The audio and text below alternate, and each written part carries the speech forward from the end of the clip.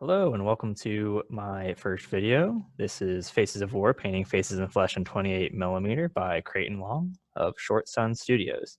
In this video, I'm just going to be showing the process by which I go painting faces in flesh tone for my figures, mostly historical World War II, so based around Caucasian skin tones.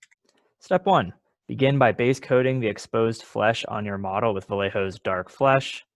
Usually for this step, I'll apply about 2 coats of it just to make sure that I get as much of the surface area covered as possible. I like it to be fully painted dark flesh, and I don't want any of the black or whatever base coat you use peeking through.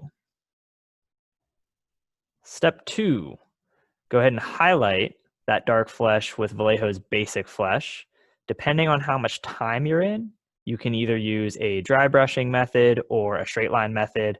Straight line method, you just want to make sure that you're hitting as many of the raised surfaces as possible. So areas along the nose, the ears, cheekbones, chin, anything that's raised and would catch the light, you want to be hitting with that light or basic flesh. Step 3, at this point, I'm going to go ahead and give it a wash with Citadel Seraphim Sepia. Let that dry for a pretty decent amount of time to make sure that you're not getting any bleeding with the other paints as you come back to it. Typically, I'll do this step, hit other parts of the model if I need to, or just even walk away from the table, work on other projects to make sure that it's fully dry. Step 4, taking that Vallejo's basic flesh back out, go ahead and hit the raised edges again.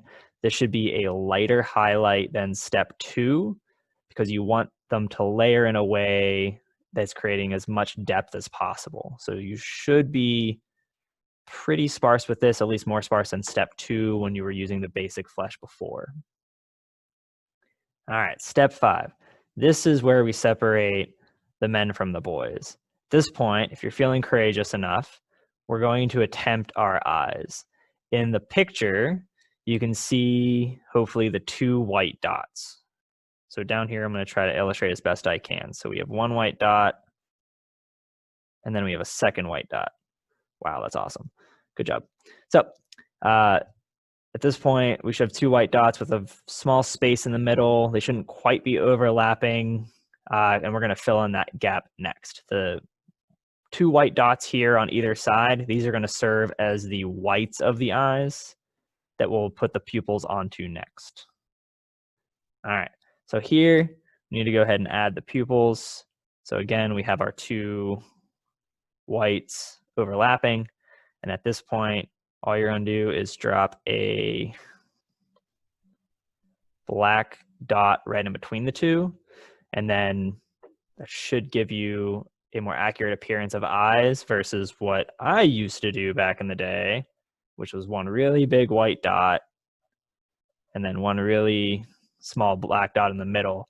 And unfortunately, all of my soldiers looked absolutely terrified and shell-shocked on the gaming board, which isn't exactly the look I was going for. And then working with this technique, I've been more satisfied with the results. All right. After that, go ahead and finish the rest of your figure, which I'm sure you've been chipping away as the paint on the skin dries. Get it on the table and have some fun. Hopefully that works for you. I appreciate your time. Thanks.